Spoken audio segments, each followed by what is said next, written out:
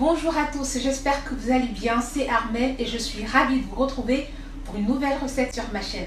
Je vous parle aujourd'hui de tartare de saumon japonais. C'est vrai qu'il y a déjà une recette de tartare de saumon sur ma chaîne, mais celle-ci c'est vraiment pour ceux qui souhaitent retrouver le goût de leur japonais dans leurs assiettes. Alors avec les petits ingrédients que je vous ai concoctés, c'est certain que vous arriverez à ce résultat. D'ici là, n'hésitez pas à vous abonner à ma chaîne et à activer la cloche de notification afin de recevoir toutes mes vidéos en avant-première. La recette, c'est maintenant.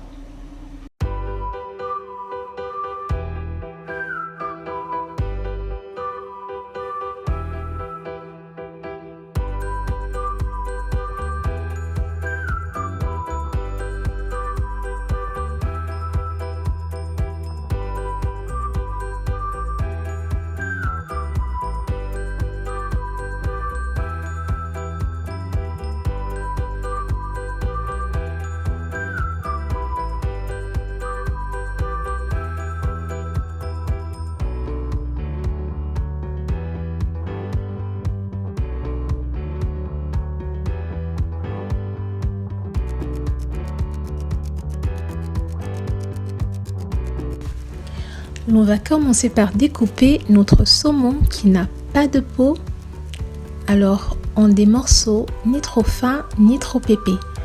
Alors pas trop fin, sinon le poisson risque de cuire avec le jus de citron, ni trop épais non plus, autrement les ingrédients ne pourront pas s'incorporer dans les morceaux. Alors c'est vraiment important que le poisson soit très frais. Ça garantira la réussite de la recette. Il est également important de faire la recette juste avant de la consommer, donc maximum 1 heure avant. On va transvaser notre poisson dans un saladier, à la suite de quoi on viendra rajouter les ingrédients.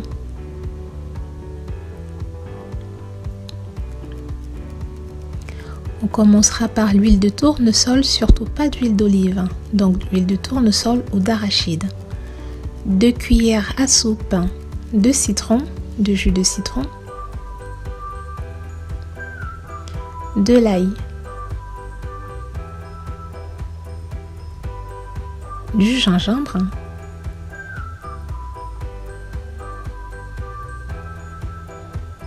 de l'oignon rouge,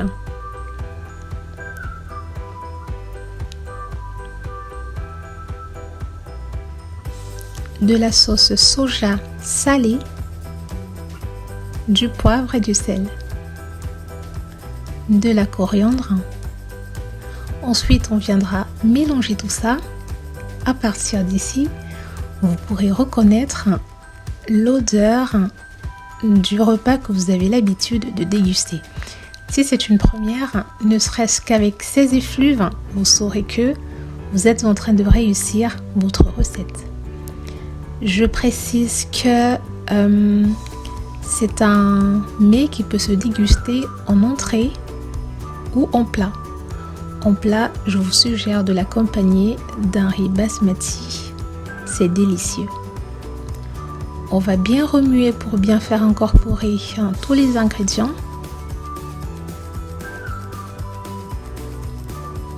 On va goûter l'assaisonnement.